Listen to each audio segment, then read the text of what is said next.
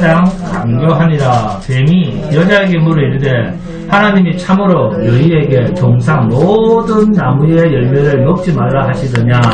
여자가 뱀에게 말하되 동산 나무의 열매를 우리가 먹을 수 있으나 동산 중앙에 있는 나무의 열매는 하나님의 말씀에 너희는 먹지도 말고 만지지도 말라 너희가 죽을까 하노라 하셨느니라. 뱀이 여자에게 이르되 너희가 결코 죽지 아니하리라. 이 말씀이 어디에 근거한 말이냐 하면 여자에게 뱀이 꿰면서 하는 말입니다. 하나님께서 하와에게 너는 동산 중앙에 있는 선악을 알게 하는 나무의 실과를 먹으면 너 죽는다? 이런 말을 했습니까? 네? 김현수 권사는 이런 말 했습니까? 안 했어요. 안 했죠. 누구한테 했습니까? 하나님 누구한테 했습니까? 그렇죠. 아담에게 했죠. 아담에게 하와가 만들어지기도 전에 했습니다. 이 말은 남자와 여자 부부는 하나라는 것입니다. 나는 안 들었는데요. 그게 아니라.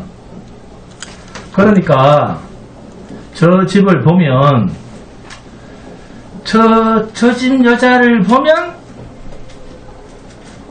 저 집 여자는 참 보면 천사 같은데 저 집 남자를 보면 참 저 남자는 뭐다? 인간 말종이다. 자, 이런 시각은 말이 된다 안 된다? 안 된다는 겁니다. 성경에서는. 반대로 저 집 영감을 보면 참 법 없이도 잘 살 사람인데 저 집 여자만 보면 독사가 저 집 여자보다는 더 선하면 선했지 저 집 여자가 더 독할 것이다. 그러면 이 말을 듣고 야, 저 집 여자는 정말 못된 모양이다. 이렇게 지레짐작을 해서 한 사람은 나쁜 사람, 좋은 사람, 좋은 사람. 또 다른 한 사람은 나쁜 사람. 이렇게 우리는 분리를 하는 경향이 있습니다. 이걸 뭐라고 합니까? 이간질이라고 합니다. 누가 이렇게 합니까? 사탄이요. 이게 사탄이 하는 짓입니다. 사탄은 하나님과 우리 사이를 갈라놓는 짓을 한다 그 말입니다. 아시겠습니까? 그러니까 하와가 하나님 앞에서 직접 듣지도 않은 말을 할 수 있었던 것은 아담과 하와 부부는 하나이기 때문입니다. 그런데 여편네 잘못 만나서 아담이 망했다. 이게 아니라 부부는 하나이기 때문에 하와가 범죄한 것이 곧 아담이 범죄한 것이다 그 말입니다. 인간은 책임을 나눕니까? 안 나눕니까? 니 때문이다 이럽니다. 인간은 책임을 나누지만 성경은 부부 둘을 서로 나눠서 잘잘못을 따지지 않습니다. 이해하셨습니까? 남편이 잘못하든 부인이 잘못하든 성경은 서로 똑같아 그렇게 말합니다. 누구는 잘하고 누구는 못하는 그런 구분이 성경에는 없습니다. 나는 너무 잘하는데 내 배우자는 완전히 못됐습니다. 진짜 내 배우자는 독사 같습니다. 자, 그런 집 손 한번 들어보세요. 아무도 없네요. 창세기 2장 15절 봅니다. 창세기 2장 15절에서 17절입니다. 창세기 2장 15절에서 17절입니다. 함께 봉독합니다. 시작. 여호와 하나님이 그 사람을 이끌어 에덴 동산에 두어 그것을 경작하며 지키게 하시고 여호와 하나님이 그 사람에게 명하여 이르시되 동산 각종 나무의 열매는 내가 임의로 먹되 선악을 알게 하는 나무의 열매는 먹지 말라. 내가 먹는 나이는 반드시 죽으리라 하시니라. 아멘. 이렇게 반드시 죽으리라 하셨죠? 반드시 죽으리라 하셨는데 몇 년 만에 죽습니까? 아담이 몇 살을 살았습니까? 네? 100살 살았습니까? 930년을 살다가 죽습니다. 그러면 아담은 자기가 930년 동안 살 거라는 것을 알았을까요? 몰랐을까요? 당연히 모르죠. 창세기 2장 18절 19절에서 여호와 하나님이 이르시되 사람이 혼자 사는 것이 좋지 아니하니 내가 그를 위하여 돕는 배필을 지으리라 하시니라. 여호와 하나님이 흙으로 각종 별 짐승과 공중의 각종 새를 지으시고 아담이 무엇이라고 부르나 보시려고 그것들을 그에게로 이끌어 가시니 아담이 각 생물을 부르는 것이 곧 그 이름이 되었더라. 아멘. 여러분, 구약을 보시면 사람들 이름이 나오죠. 가인, 아벨, 셋, 에노스 등등 사람들 이름이 많이 나오지 않습니까? 그러면 각각의 이름들의 뜻이 있을까요? 없을까요? 있습니다. 아담이 이름을 지어줬다라는 말은 그 생물체의 본질과 정체성을 정확히 꿰뚫고 거기에 합당한 이름을 지어줬다 그 말입니다. 대단하지 않습니까? 그러니까 피조물들은 자기의 정체성대로 본질대로 생존하는 거예요. 만들어진 대로 생존하는 겁니다. 자, 그러면 하나님께서 아담에게 내가 이것을 먹으면 정령 죽으리라 하셨습니다. 그랬으면 아담은 선악과를 먹으면서 또 선악과를 먹으면 자기가 죽을 것을 알았을까요? 몰랐을까요? 자, 짐승을 보고 그 본질과 정체성과 인생을 꿰뚫어보는 이 아담이 이 하와가 주는 이 선악과를 먹으면 정령 죽으리라 했는데, 반드시 죽으리라 했는데, 이걸 먹으면 내가 죽는다 하는 것을 알았을까요? 몰랐을까요? 자, 보세요. 아담은 살려주는 자에 의해서 영존하게 되는 생명입니다. 하와도 생명이죠. 창세기 2장 7절을 보시면 여호와 하나님이 땅의 흙으로 사람을 지으시고 생기를 그 쿠에 풀어 넣으시니 사람이 뭐가 되니라? 생명이 되니라. 무슨 말입니까? 죽을 수 없는 존재가 되니라 그 말이에요. 아멘? 생명, 사는 영, 죽으려고 해도 죽어 없어질 수 없는 존재가 되었다 그 말입니다. 생각 잘 하세요. 이런 존재한테 죽을래야 죽을 수가 없는 존재한테 너 동상 각종 나무의 열매를 임의로 먹되 단 동산 중앙에 있는 선악을 알게 하는 나무의 열매를 먹지 마라. 내가 먹는 날에는 반드시 죽으리라. 정령 죽으리라 그랬습니다. 그러면 이 반드시 죽으리라는 말이 이방인들이 예수 안 믿는 사람들이 흔히 말하는 죽으면 흙으로 돌아가는 그 존재로 아담이 알았을까요?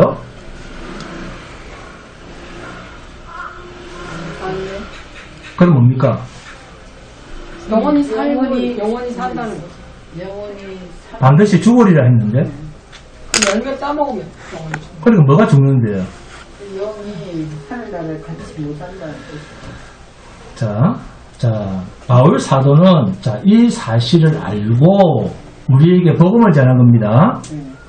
그래서 아담은 마지막 아담의 뭐다? 그림자다.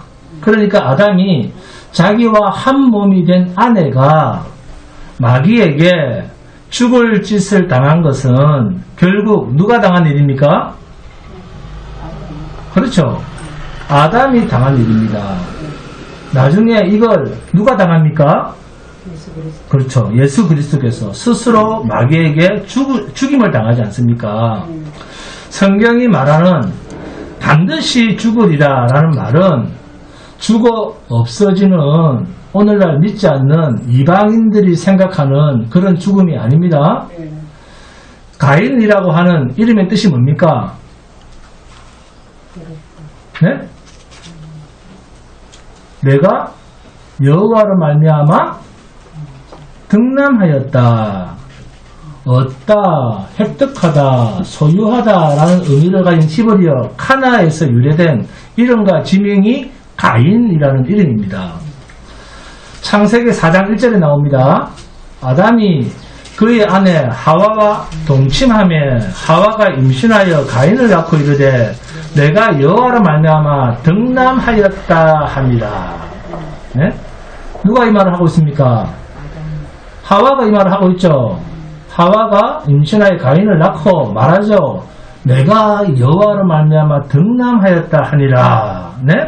첫 아들을 낳고 하와가 직접 지은 이름이 가인입니다. 가인의 이름을 누가 지었다고요? 하와가 지은 이름입니다. 이 이름의 의미를 좀 더 확대해서 해석을 하면 가인의 이름의 의미입니다. 내가 여인의 후손을 낳았다. 여인의 후손이 누굽니까? 예수 그리스도 하나님 아닙니까? 그러니까 내가 여호와를 낳았다. 내가 하나님을 낳았다. 그런 말을 하는 거예요. 무서운 교만입니다. 그런데 그의 아우 이름이 뭡니까? 동생 이름이 아벨. 자, 아벨의 이름의 뜻은 뭔지 압니까? 뭡니까? 거품, 숨, 허무, 무쌍입니다. 누가 이 이름을 지어줬습니까? 이 이름은 아담이 지어준 이름입니다. 이게 짐승의 본질과 정체성, 인생을 꿰뚫어 본 그 아담이 자신의 둘째 아들을 낳고 지은 이름의 뜻입니다. 아들의 이름을 지어줬는데 허무, 거품, 숨. 그러니까 아담은 하나님 앞에서 인생이 어떻게 허망하게 끝나는가 하는 것을 이 땅에서 다 꿰뚫어보고 있는 유일무이한 인물입니다. 그래서 아담이 이 땅에서 930년을 생존했다고 해서 정령 죽으리라는 하나님의 말씀을 세상 것에 섞어서 오해한 적이 없는 사람입니다. 정령 죽으리라. 이 죽음이라고 하는 말은 로마서 5장 20절에 율법이 들어온 것은 범죄를 더하게 하려 함이라. 그러나 죄가 더한 곳에 뭐가? 은혜가 넘쳤나니. 이 죄를 누가 지었어요? 아담이 지었습니다. 그런데 그 자리에 은혜가 넘쳤나니. 이 로마서랑 연결해서 창세기를 한번 생각해 보세요. 로마서 5장 20절과 같은 말씀이 이미 창세기 2장에 아담이 범죄한 그 사건 전체를 하와가 범죄한 것이 아담에게 100% 그대로 유효한 것으로 풀어내고 있는 이 계시의 표현이 로마서 5장 20절이라고 할 수 있습니다. 그래서 성경에서 의인이 되는 것은 로마서 2장 13절의 표현대로 하나님 앞에서는 율법을 듣는 자가 의인이 아니요 오직 율법을 행하는 자라야 의롭다 하심을 얻으리니 라고 말씀하고 있습니다. 그런데 바로 그 앞에 로마서 2장 12절은 또 뭐라고 합니까? 무릇 율법 없이 범죄한 자는 또한 율법 없이 망하고 무릇 율법이 있고 범죄한 자는 율법으로 말미암아 심판을 받으리라 라고 말씀하고 있습니다. 율법 없이 죄를 지은 자도 율법 없이 망하고 죽고, 네? 이 말이 무슨 뜻일까요? 바울은 율법이 없어도 죄가 된다는 것을 알았다는 거예요. 아니까 이거를 쓰는 거예요. 그러면 어떻게 알았을까요? 여러분, 신학자들이 죄의 근원을 이야기할 때 창조 전에 죄가 있었다 이렇게 주장하는 사람과 신학자들이 창조 후에 죄가 생겼다 이렇게 주장하는 사람이 있습니다. 그런데 제가 성경 전체를 창세기부터 요한계시록까지 관통해서 생각을 해보면, 그리고 하나님의 작정이라고 하는 관점에서 성경을 보면, 그래서 이 세상을 보면 이 세상은 창조, 만들어질 때부터 창세기 1장 1절에 뭡니까? 김현수 권사님, 창세기 1장 1절 시작. 네. 태초에 천지를 창조하시니 네, 이제 맞습니다. 태초에 하나님이 천지를 창조하시니라 할 때 이 창조가 무엇의 시작이냐고 하면 죄가 가두어지는 장소로서의 시작 창조입니다. 그렇기 때문에 이 세상에 존재하는 모든 것은 창조 안에 있는 것은 죄 안에 있는 것이다 그 말이에요. 그래서 율법이 없어도 이 세상 안에 갇힌 자는 다 뭐하고? 죽고, 죽는다는 말이 망하고 그런 말이에요. 제가 그랬잖아요. 돈을 3천만 원을 잃어버렸습니다. 주식에서 폭망했습니다. 그래도 그 사람이 안 죽으면, 영원히 사는 존재라면 또 이래서 돈 벌면 돼요. 계속 하면 된다니까요. 근데 죽으면 실패라니까. 죽는 것이 실패입니다. 정령 죽으리라. 네?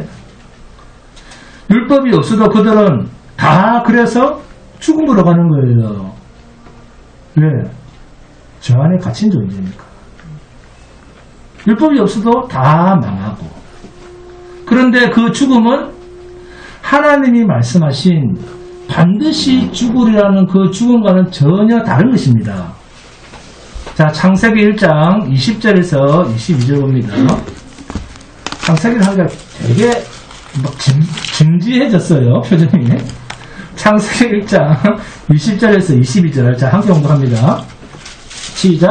하나님이 이르시되, 자, 물들은 생물을 번성하게 하라. 땅이 하늘의 궁창에는 새가 나르라 하시고, 하나님이 큰 바다 짐승들과 물에서 번성하여 움직이는 모든 생물을 그 종류대로, 날개 있는 모든 새를 그 종류대로 창조하시니 하나님 보시기에 좋았더라. 하나님이 그들에게 복을 주시며 이르시되, 뭐랍니까? 생육하고 번성하여 여러 바닷물에 충만하라. 새들도 땅에 번성하라 하시니라. 하나님이 물의 물고기들, 공중에 나는 새들에게 무엇을 줍니까? 복을 주어. 잘 보세요. 복을 주어 말씀하시기를 뭐랍니까? 생육하고 번성하여 충만하라 하셨습니다. 이 말이 누구한테도 적용이 됩니까?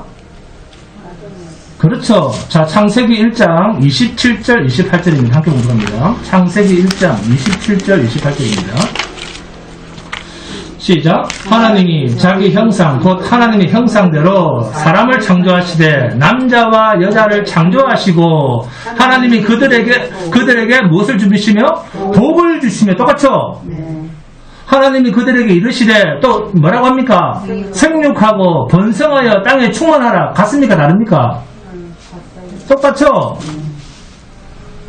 자, 그러면 이 이야기가 어디에 있었던 이야기였습니까? 방금 앞에 창세기 1장 22절의 말씀과 똑같습니까? 아닙니까?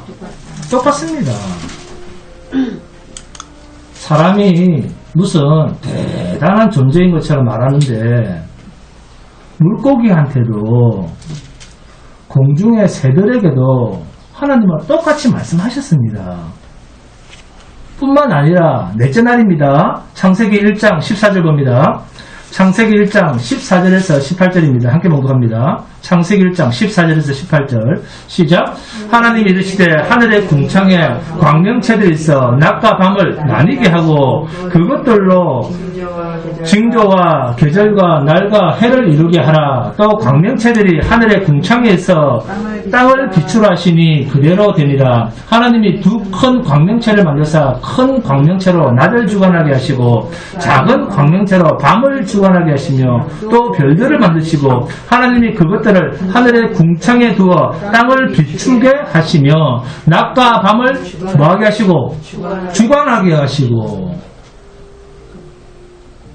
셋째 날은 땅, 바다, 풀, 채소, 나무 등을 지었습니다. 그리고 넷째 날은 일월 성신, 별, 달, 태양 다 만들었습니다. 그리고 다섯째 날 물고기들, 공중의 새들, 여섯째 날 땅에 기는 짐승들, 그리고 마지막 순간에 인간을 짓고 복을 주어 생육하며 번성하고 충만하고 땅을 정복하고 다스리라 했습니다. 자, 하나님 이렇게 말씀하셨죠. 자, 그런데 사람이 자, 물에 들어가서 물고기를 다스립니까? 김일시 이사님 그런 적 있습니까? 네? 윤명현 권사님 물에 들어가서 물고기 다스린 적 있으십니까? 혹시? 왜 다스리지 않으시고 잡아먹어요? 아니 왜 시장 가서 사 먹으니까 다스리자 했는데 네? 아니잖아요. 물고기가 사람의 다스림을 받아서 밖에 나오지 마 그랬다고 해서 밖에 안 나오고 안에 있습니까? 사람이 다스림을 받아서 그렇습니까? 그래서 밖에 안 나오고 물에 삽니까? 아니잖아요, 여러분. 물에 안 나온다고 그러면 자, 물고기는 물에 삽니다. 그럼 물에 안 나온다고 물고기가 안 죽습니까? 물고기는 물에서 안 나오니까 안 죽는다. 그렇게 생각하시는 분. 자, 이병주 성도님 그렇게 생각합니까? 물 밖으로 안 나오니까 수명이 끝이 없이 삽니까? 죽어요. 공중에 나는 새들이 안 죽습니까? 그러면 들의 수목들이 안 죽습니까? 하늘의 별과 달과 해와 우주의 많은 은하들이 계시록에 가보면 마지막 날에는 삐스를 잃고 다 끝이 납니까? 안 납니까? 다 끝이 납니다. 제한되어 있습니다. 수명이. 수명이 제한되어 있다는 말은 무슨 의미일까요? 죄성을 가졌다 그 말이에요. 죄가 있다 그 말입니다. 죄의 사슬 뭐라고요? 사망입니다. 죄된 세상 안에서 만들어진 모든 것은 무한하지 않고 제한되어 있다 그 말이에요. 영원하지 않다는 거예요. 그래서 물고기가 죄를 지었습니까? 네? 들의 짐승이 죄를 지었습니까? 물고기가 죄를 안 지었어도 죽는 거예요. 하늘에 궁창에 있는 별들도 달들도 태양도 다 때가 되면 끝나는 거예요. 죽는 겁니다. 다 죄 때문에. 자신이 죄를 지은 게 아닙니다. 죄된 세상 안에 있기 때문에. 그래서 제한이 있다는 거예요. 이것을 우리가 일반적 표현으로 죽는다, 끝난다, 종말이다 이렇게 표현을 하는 겁니다. 그래서 성경의 영생이라는 말은 영원히 산다 그렇게 풀면 안 됩니다. 창세기 2장 7절에 여호와 하나님이 땅의 흙으로 사람을 지으시고 생기를 그 크에 불어넣으시니 사람이 무엇이 되니라? 생명이 되니라 라는 말은 이제는 없어질래야 없어질 수가 없는 존재가 되었다. 영존하는 존재가 되었다. 이 말을 사전적 의미로 영생입니다.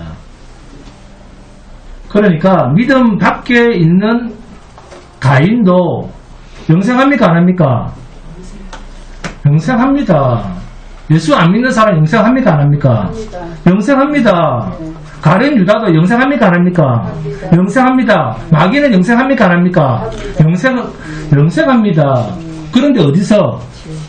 그렇죠. 종말의 때 마지막 날 주님이 재림하시면 영원한 저주의 불꽃등에서 없어지지를 못합니다.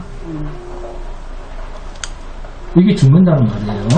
고통 속에서 없어질 수가 없는 존재, 그곳에서 영존하게 됩니다. 영생하게 됩니다. 불구덩이에서 영생합니다. 그래서 창세기 2장 17절에서 선악을 알게 하는 나무의 열매는 먹지 말라. 내가 먹는 날에는 반드시 죽으리라 하시니라.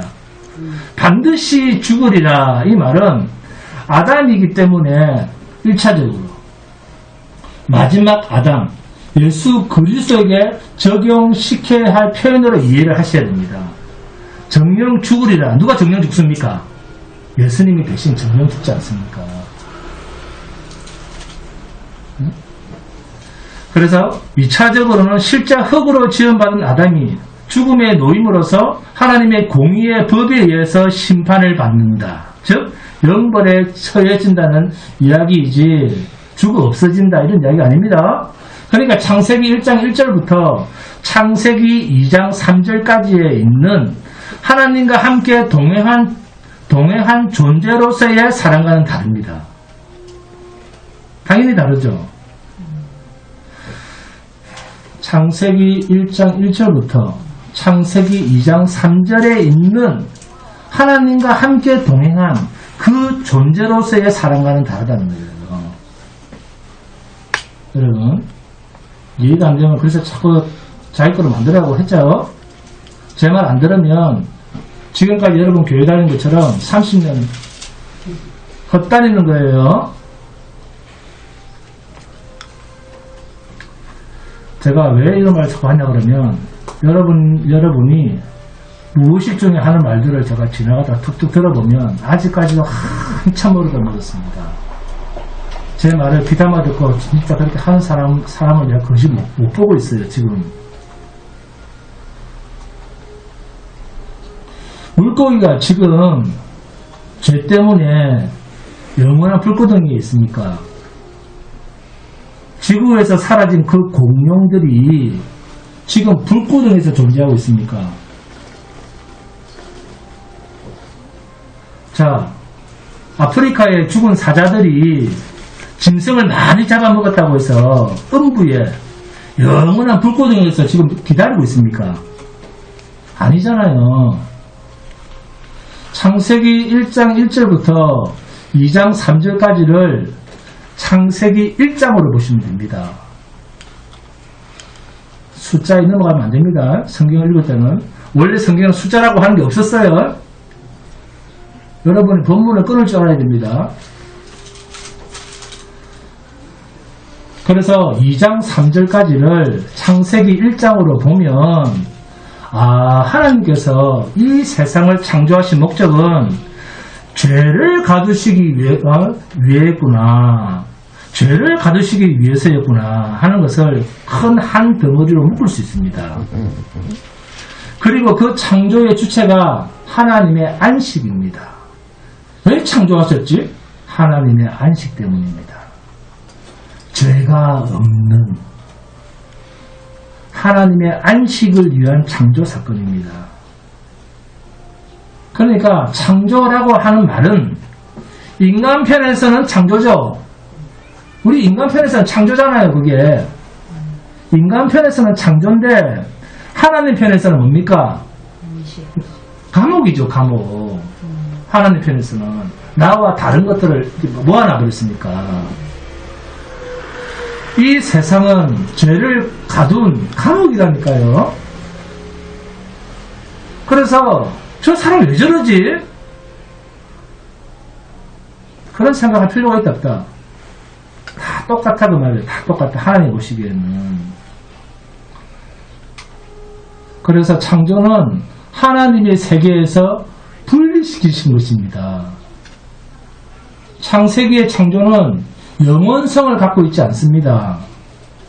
하나님의 성품은 영원성이다, 영원성이 아니다. 영원성입니다. 근데 창조는 영원성을 갖고 있지 않아요. 그래서 창세기 1장 1절은 요한계시록 마지막 종말과 연결되게 되어 있습니다. 종말은 새하늘과 새 땅, 아들의 나라의 도래죠. 그죠? 아들의 나라가 오잖아요. 새하늘과 새 땅이 마지막에 오지 않습니까? 그런데 이 아들의 나라가 새하늘과 새 땅을 이루는데 동원되어져야 할 피조물인 천사들 가운데서 아들의 나라, 그 귀빈석을 넘보는 자가 있었다. 자기 지위, 자기 처소를 떠난 자가 있었다. 그게 유다서 1장 6절입니다. 또 자기 지위를 지키지 아니하고 자기 처소를 떠난 천사들을 큰 날의 심판까지 영원한 결박으로 흑암에 가두셨으며, 이 이야기입니다. 흑암에 가두셨으며.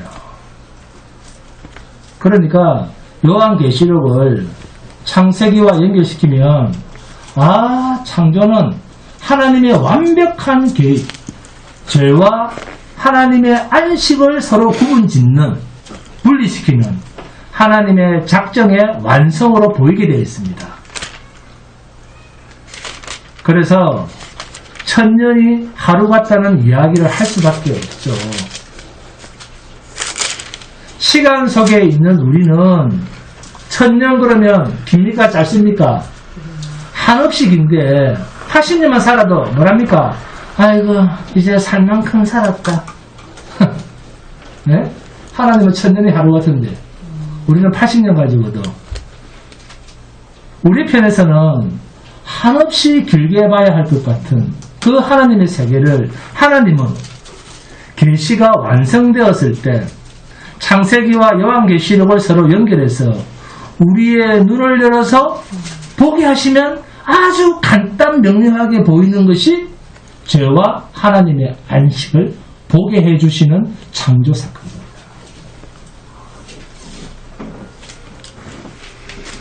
그러니까 성경에서 말하는 죽음과 죄라는 말을 국어 사전적 의미로 접근하면 절대 안 됩니다. 성경은 절대 사전적 의미로 이해를 하면 된다 안 된다? 안 됩니다. 여러분, 사사시대라는 말은 무슨 말입니까? 사사시대는 여호와 율법이 없었습니까? 있었잖아요.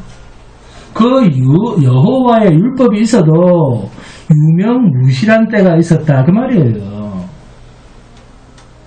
그 말이 사사시대, 자기 소견에 옳은 대로라는 말입니다.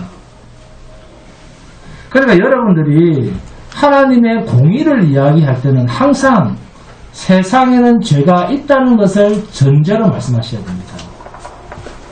죄가 있는 곳에는 모든 것이 다 자연스럽게 유한하게 되어 있습니다.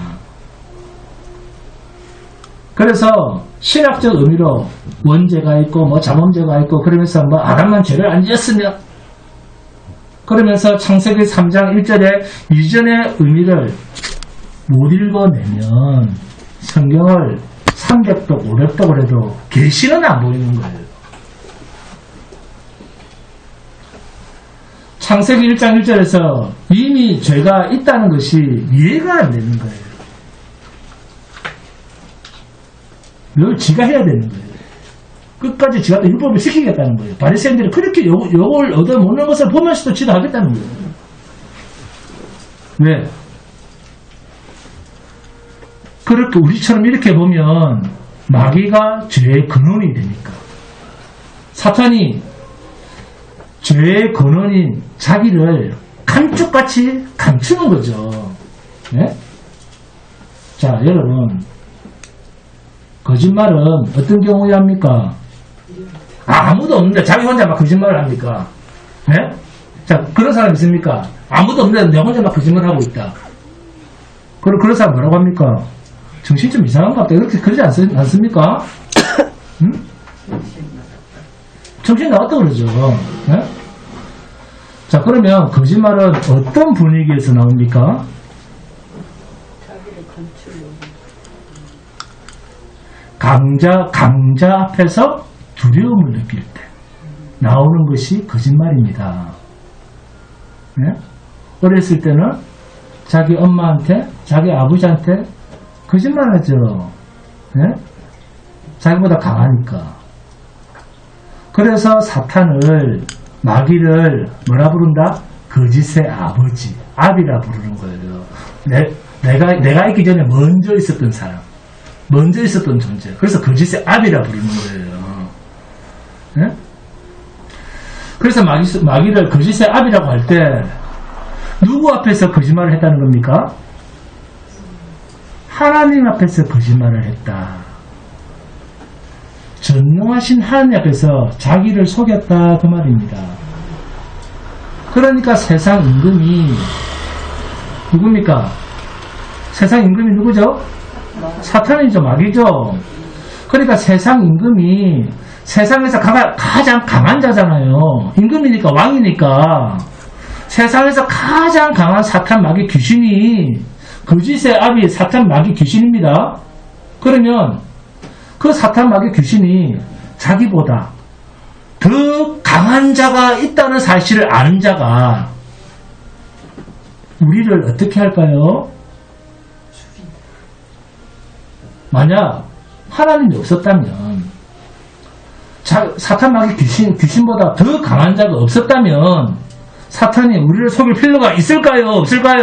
없어요. 그래서 우리가 좀 생각 좀 하면서 성경을 좀 봅시다. 속일 필요가 전혀 없죠. 그러나 강자의 존재를 누구보다 잘 아는 사탄이기 때문에 마귀는 그 강자를 의식하겠습니까? 안 하겠습니까? 의식하면서 우리를 계속해서 거짓말로 미혹을 하는 거예요. 누구에게? 하나님의 자녀들인 우리들에게. 이걸 여러분이 인식하셔야 됩니다. 자, 그러면 분위기가 아주 좋아요. 네.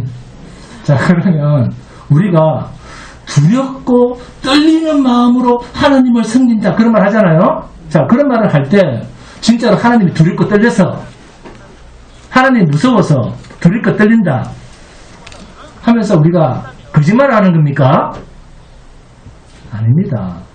여러분, 거짓말할 필요가 없는 전능하신 하나님이, 하나님은 거짓말할 필요가 있다 없다? 하나님은 없잖아요. 하나님보다 강하신 분이 없으니까. 그래서 거짓말할 필요가 없는 전능하신 하나님이 우리와 영원히 함께 하시니까 우리가 그런 말을 한다고 해서 우리가 실제로 하나님을 두려워서 무서워서 그런 말을 하는 거짓말이 아니다 그 말이에요. 경의의 표현이지, 경외심의 표현이지. 성도는 하나님과 하나입니다. 이 사실을 잊으면 안 됩니다. 하나님과 나를 절대 분리시켜서 생각하면 안 됩니다. 성도와 하나님은 일체입니다. 일체. 새 사람, 그 새 사람, 속 사람은 거짓과 반대되는 영역이 있는 존재예요.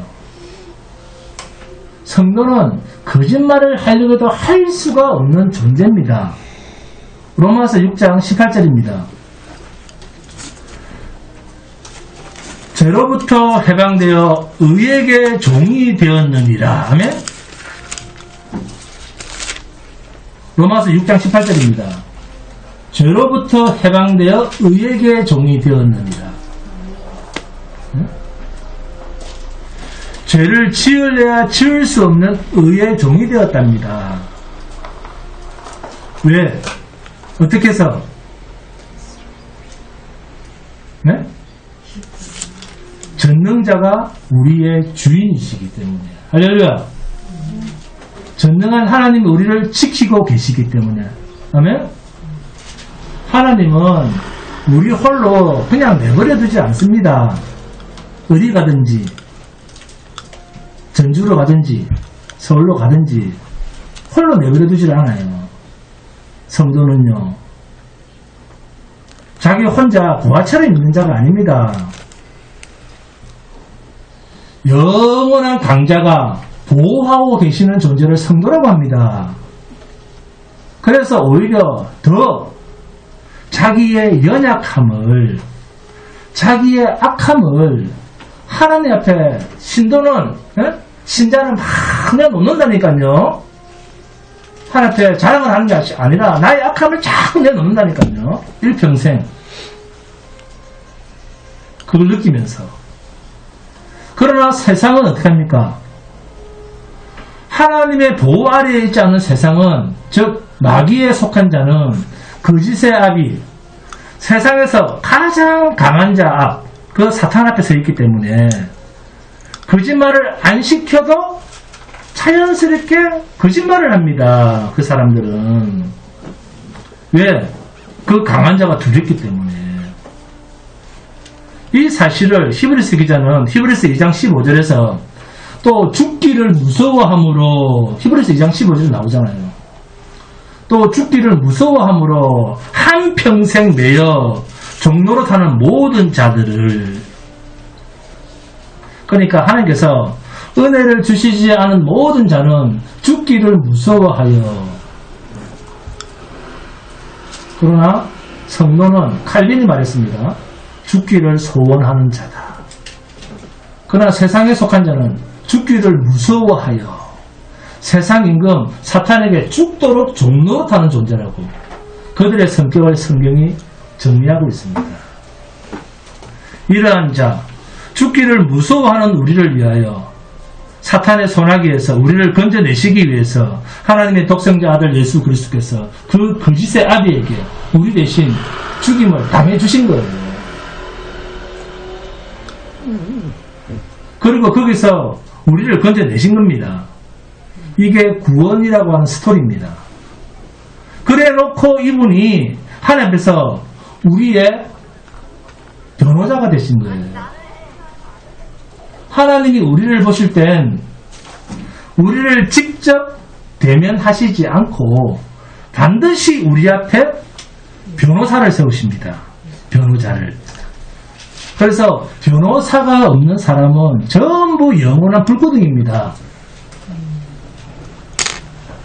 그래서 주님이 요한복음 16장 7절에서 그러나 내가 너희에게 실상을 말하노니 내가 떠나가는 것이 너희에게 유익이라. 내가 떠나가지 않으면 보혜사가 너희에게 오시지 아니할 것이요 가면 내가 그를 너희에게 보내리니. 왜? 영원토록 너희들의 보호자가 되고 변호사가 될 것이다. 누구 앞에서? 공의의 하나님 앞에서. 아멘? 그러니까 생명이 된 자 아담은 죽을래야 죽을 수가 없는 신분이 되었다는 것을 누가 제일 먼저 알았냐면 아담이 먼저 알았다니까요. 짐승의 본질과 본성과 그 짐승의 전 인생을 깨뜨려 본 그 아담이 이름을 지어주는 걸 보면 모르겠습니까? 짐승이 이름을 지어줬다는 말은 그 짐승의 전 인생을 깨뜨려 보고 하나님의 뜻에 따라 그 짐승의 이름을 지은 것입니다. 그러면 너는 생명이여 라고 하면 그 말 속의 뜻을, 하나님의 뜻을 아담이 몰랐겠습니까?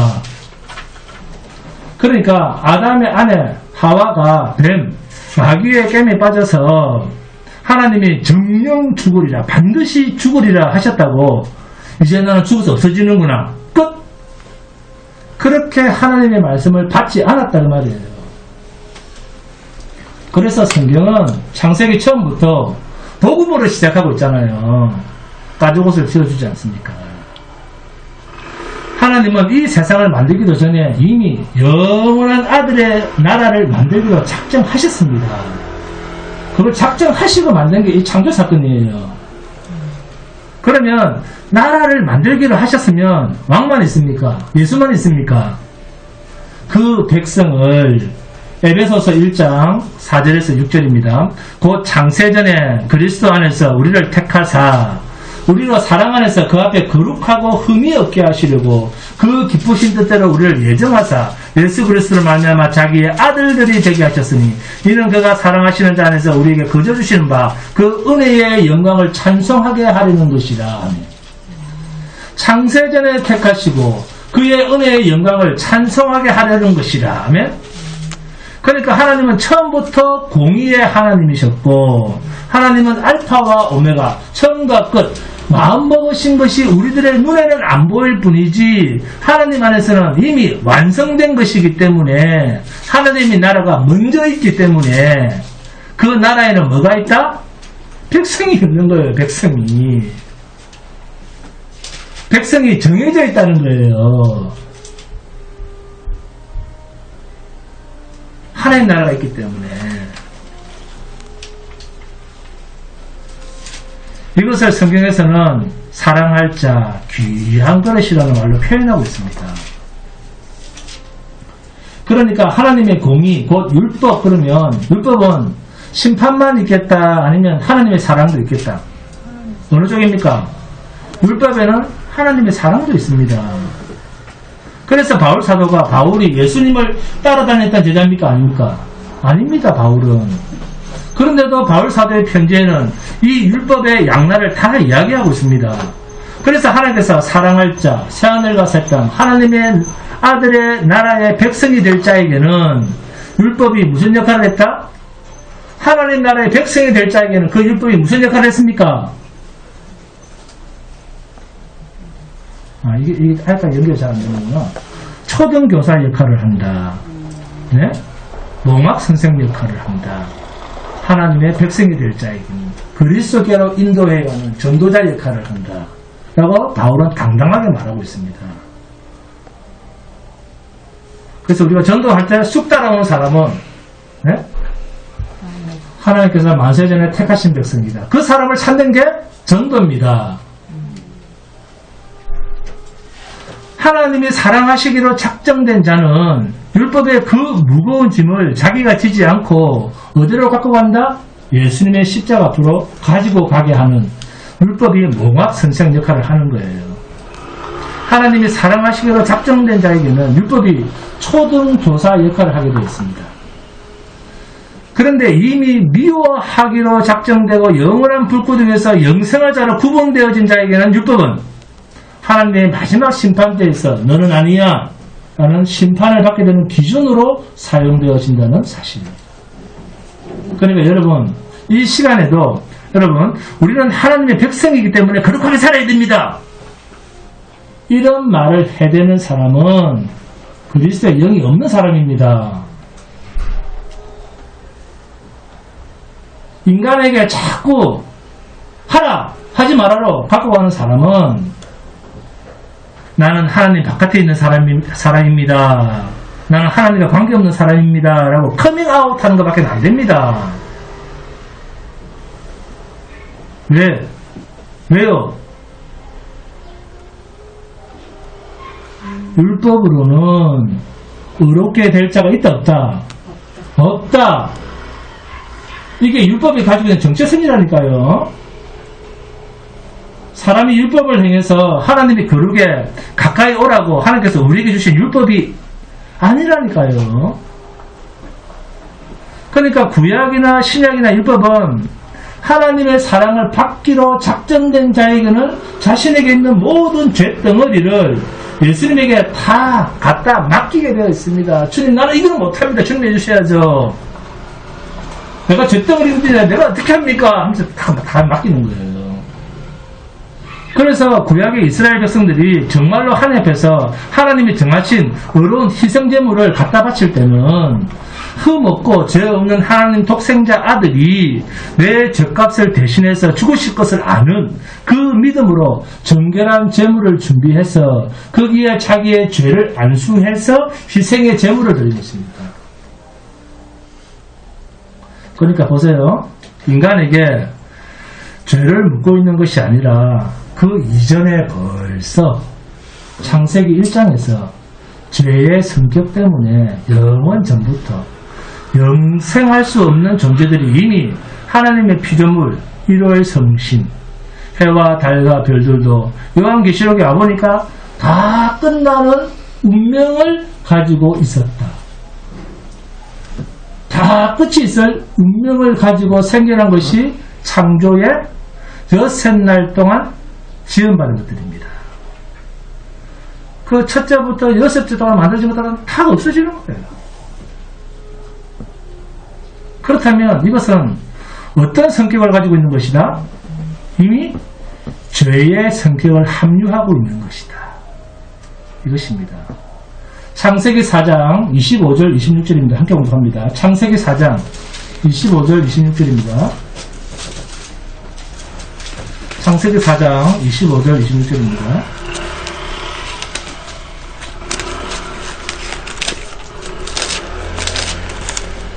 창세기 4장 25절 26절 시작. 아담이 다시 자기 아내와 동침하며 그가 아들을 낳아 그의 이름을 셋이라 하였으니 이는 하나님이 내게 가인이 죽인 아벨 대신에 다른 씨를 주셨다 함이며 셋도 아들을 낳고 그의 이름을 에노스라 하였으며 그때 사람들이 비로소 여호와의 이름을 불렀더라. 아멘. 셋과 에노스 이 두 이름 속에는 엄청난 하나님의 계시가 숨어 있습니다. 아벨 대신에 누구를 줬다고요? 아벨 대신에 누구? 셋을 줬다. 하나님께서 지명해 주셨다. 하나님께서 지명해서 주셨다. 누구 대신에? 누구 대신에 셋을 줬습니까? 아벨 대신. 그러면 아벨은 뭐였다? 지명된 자였다. 그래서 히브리서를 보시면 예수님의 피를 누구와 비교를 합니까? 아벨의 피와 비교를 하지 않습니까? 그렇다면 아벨이 흘린 피는 벌써 누가 흘릴 피를 상징적으로 그림자로 우리에게 보여주고 있는 겁니까? 예수 그리스도가 흘릴 피를 그림자로 창세기부터 보여주고 있다 그 말입니다. 그리고 셋은 아들 에노스를 낳고 에노스라고 하는 이름의 뜻은 인간, 연약한 사람, 그러니까 죽을 수밖에 없는 그런 뜻입니다. 에노스라고 하는 말은 에노스의 어원이 히브리어로 아나시인데 그 뜻이 깨지기 쉽다, 약하다 그 말입니다. 셋이 누구를 통해서 이 사실을 압니까? 셋이 자기의 형, 죽임당한 아벨 대신에 지명받아서 이 땅에 태어난 그 셋이 아들을 낳고 자기도 아들을 낳고 보니까 결국 인간은 죽게 되어 있구나. 죽게 되어 있거든요. 그래서 어떻게 했다? 비로소 여호와의 이름을 불렀더라. 여호와라는 이름이 뭔지 압니까? 여호와라는 이름이 창세기 2장 4절 이후에 등장하는 창세기 1장 1절과 2장 3절에서 나오는 하나님과 다른 여호와 하나님. 비로소 여호와의 이름을 불렀더라. 셋이 에노스를 낳고 여호와의 이름을 불렀더라. 비로소 죽음의 문제를 해결할 구원자 하나님의 이름을 불렀더라 그 말이에요. 무슨 말이죠? 살려주는 그 마지막 아담의 이름을 불렀더라 그 말입니다. 여러분, 세상의 모든 것은 죄된 세상에 있기 때문에 유한합니다. 그런데 우리는 하나님의 사랑 안에 있는 자는 처음부터 세상 만들어지기도 전에 영생하는 자로 이 땅에 온 자예요. 성도는 이미 하나님과 함께 사는 자로 이 땅에 온 사람들입니다. 우리는 천국 백성인 아들의 나라의 백성으로 이 땅에 보냄을 받은 자들입니다. 파송된 자들이에요. 그래서 우리는 처음부터 이 땅에서는 외국인입니다. 이 땅 밖의 사람입니다. 이방인입니다. 성 밖의 사람들입니다. 이것을 이스라엘 백성들에게 그대로 보여주었습니다. 그리고 예수님이 헤롯 대왕 때문에 애굽으로 피신했을 때 무슨 말이 이루어졌다고 하던가요? 네? 예수님이 헤롯 대왕 때문에 애굽으로 피신했잖아요. 다 죽여라 그래가지고 애들 다 죽여라 그래서 마태복음 2장 15절입니다. 함께 봉독합니다.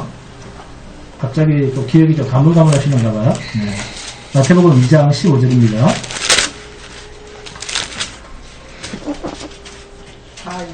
시작. 헤롯이 죽기까지 거기에 있었으니 이는 주께서 선지자를 통하여 말씀하신 바 애굽으로부터 내 아들을 불렀다 함을 이루려 하십니다. 아멘.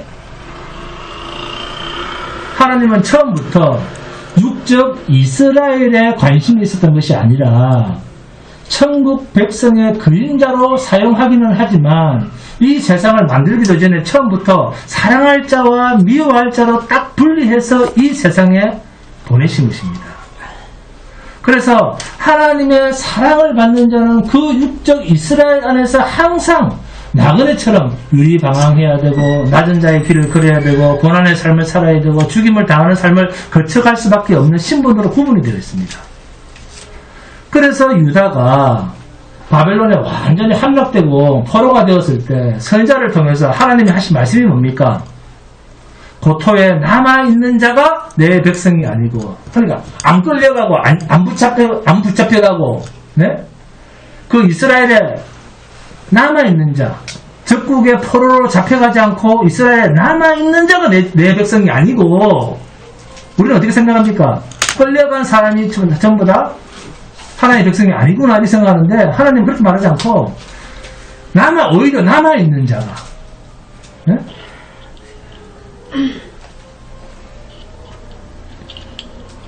이방으로 쫓겨나간 자가, 포로로 잡혀간 자가 내가 남겨둔 자라. 아멘? 아멘 안 나옵니까? 왜? 고생하기 싫으니까. 그러면 아프면 안 아프게 달라고 내 기도하세요. 네. 강처하면 기도하십시다. 끝까지 네? 이루어질 때까지. 이 사람들이 성 밖의 사람들이었다 그 말입니다. 끌려간 사람들이, 고난당한 사람들. 이사야서 봅니다. 이사야서 10장 20절에서 23절입니다. 함께 공독합니다. 이사야서 10장 20절에서 23절입니다. 이사야서 10장 20절에서 23절.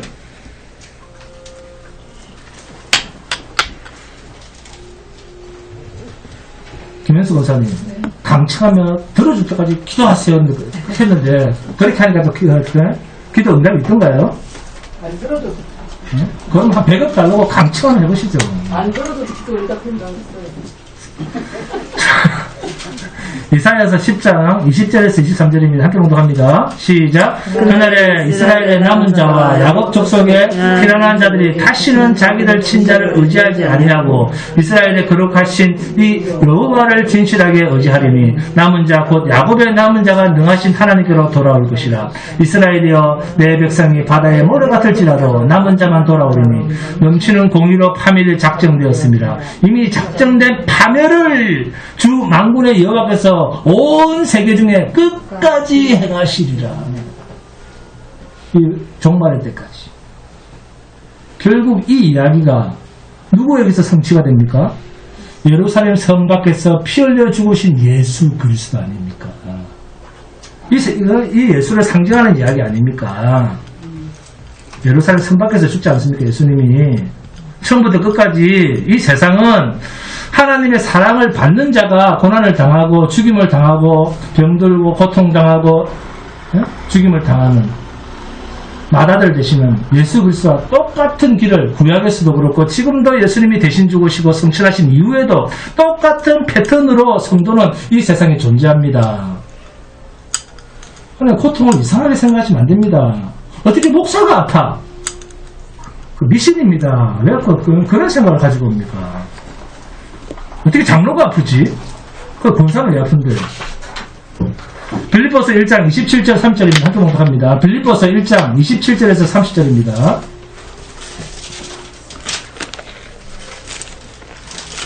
나는 병들어도 내 안에 계신 하나님은 흔들리시지 않습니다.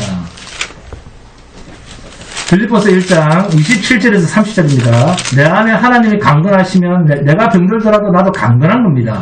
빌립보서 1장 27절에서 30절 시작. 오직 너희는 그리스도의 복음에 합당하게 생활하라. 이는 내가 너희에게 가보나 떠나 있으나 너희가 한 마음으로 서서 한 뜻으로 복음의 신앙을 위하여 협력하는 것과 무슨 일이든지 대적하는 자들 때문에 두려워하지 아니하는 이 일을 듣고자 합니다. 이것이 그들에게는 멸망의 정보여 너희에게는 구원의 정보니 이는 하나님께부터 나는 것이라. 아멘. 자, 우리는 무엇에 합당하게 생활하라고요? 그리스도의 복음에 합당하게 생활해라. 그러면 그리스도의 복음에 합당하게 생활하는 것이란 무엇인가? 빌립보서 1장 29절 30절입니다. 시작. 그리스도를 위하여 너희에게 은혜를 주신 것은 다만 그를 믿을 뿐 아니라 또한 그를 위하여 무엇도 받게 한다? 고난도 받게 한다 그랬는데 왜 자꾸 이 고난 가지고 없게 해달라고 기도를 합니까? 고난 힘드니까 그렇죠. 성경은 고난도 받게 하려 하십니다. 30절. 너희에게도 그와 같은 싸움이 있으니 하잖아요. 성경은. 너희가 내 안에서 본 바요 이제도 내 안에서 듣는 바니라. 아멘. 이 같은 싸움이 두 가지입니다. 가깝게는 바울 사도죠. 멀게는 십자가 예수 그리스도께서. 내가 너희에게 보여주고 있는 이러한 삶이요. 내가 바로 그 주님을 핍박했고 주님은 그렇게 십자가에서 죽으셨다. 이러한 싸움이 너희에게도 똑같이 있을 것이다. 병들고 아프고 고통스럽고 우리의 육은 그렇게 깨어질 즐거웠음. 어차피 언젠가는 죽습니다. 걱정하지 마세요. 깨집니다. 그렇다고 방족에 던져서 내 멋대로 살자가 아니라 여러분 우리의 속 사람이 완성되어지는 에너지가 뭡니까? 그리스도처럼 이 땅에서 핍박받고 육이 고난을 받고 예수가 능력을 받으셨듯이 우리도 그리스도의 이름으로 능력받는 그 길로 감으로써 내 속 사람을 완성의 길로 끌고 가는 에너지입니다. 고난은. 아멘?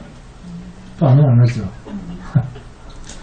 이런 데서 아멘 나오는 사람이 돼야 되는데 부자로 살고 정직하게 살고 종교적 냄새를 풀풀 풍기는 그런 것이 아니라 주님이 죄인의 친구요 바알세불이라는 그런 말을 들으면서 이 세상 마귀에게 결국 죽임을 당한 그 길, 그러나 그 십자가의 길이 세상과 하나님의 나라를 서로 바꾸는 싸움이 되었듯이 오늘날 우리들에게도 똑같은 이 싸움이 있다는 겁니다. 그래서 이 땅에 우리의 육이 있는 거예요. 그래서 어디 아프다 그러면 야 좋겠네. 응? 하나님 더 많이 생각할 수 있겠네. 우리는 이 땅에 분깃이 없는 외국인입니다. 이방인이고 나그네고 어느 한 곳에서 머물러서는 안 되는 지나가는 행인입니다. 왜요? 우리가 가야 하는 본향이 이 땅이 아닙니까? 우리의 영광의 도성은 이 땅이 아니고 하늘에 있습니다. 제발 좀. 정신 차려. 자, 그러면 율법은 영원한데 하나님의 공의는 영원한데 그러면 그 공의를 어떻게 이루는가? 율법은 듣는 자가 의인이 아니고 율법이 요구하는 대로 행하는 자라야 의인이라고 했습니다. 바울도 자신은 율법으로는 아무 흠이 없는 자라고 했습니다. 그랬던 그가 나는 죄인 중에 괴수라는 고백을 했습니다. 왜 그랬을까요? 율법으로 흠이 없는 자가. 바울은 주님을 만나기 전에는 이 육적 기준으로 죄 문제를 받습니다. 그렇게 되면 율법은 어느 수준의 법밖에 안 된다? 세상 법 수준밖에 안 됩니다. 그죠? 세상 법 기준으로 율법을 본다면 여러분 우리는 대한민국에서 의인입니까? 의인이 아닙니까? 우리 죄인입니까? 세상 대한민국 법 기준으로 본다면 우리는 의인입니까? 죄인입니까? 의인입니다. 이처럼 바울도 나는 공식적으로는 율법에 흠이 없이 산 사람이다. 유대 사회의 그 통치법에 의해서 나는 유대인 사회에서 벌금딱지도 내본 적이 없는 그런 사람이야. 그런 이야기입니다. 그런 바울이 내가 죄인 중에 괴수라는 그 말을 했을 때는 이미 하늘로부터 새 사람을 입고 속 사람, 곧 성령, 진리의 영이 함께한 상태에서 땅에서 취함받은 나의 옛사람, 원래의 정체성, 그 육의 사람인 자신의 본질을 본 거예요. 네? 이 사실을 우리가 고백할 수 있다는 겁니다. 그러니까 이 육은 진리의 영이 오신 자는, 성령이 오신 자는 이 육신이 아무리 세상에서는 법 없이 살아도 죄인 중에 괴수라고 하는 이 고백이 자연스럽게 나올 수밖에 없다는 겁니다. 신자는 육신으로는 하나님 앞에서 그 어떤 거룩한 행실을 해도 율법을 다 지켰다 해도 하나님 나라에 들어갈 수 없는 신분, 죄의 정체성을 가진 존재다 그 말입니다.